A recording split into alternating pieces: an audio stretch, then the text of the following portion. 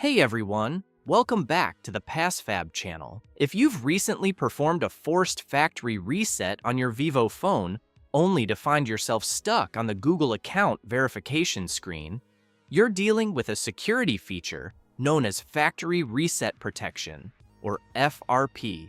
I'm demonstrating this procedure on a Samsung, but it's the same procedure on most Vivo phones running Android, as this lock prevents anyone from using the device unless they enter the previous Google account credentials that were active before the reset. If you want to bypass this lock immediately without going through the hassle of Google account recovery, the most reliable and direct solution is to use a professional tool called PassFab Android Unlocker. This software is specifically built to remove factory reset protection for Vivo and other major Android brands, even when you've completely forgotten the login details. To begin, download and install the software on your computer using the link provided in the video description below. Launch the program to reach the main menu and select the Remove Google FRP tab. From the list of brands, choose Vivo and then select your specific device model and Android version. Once selected,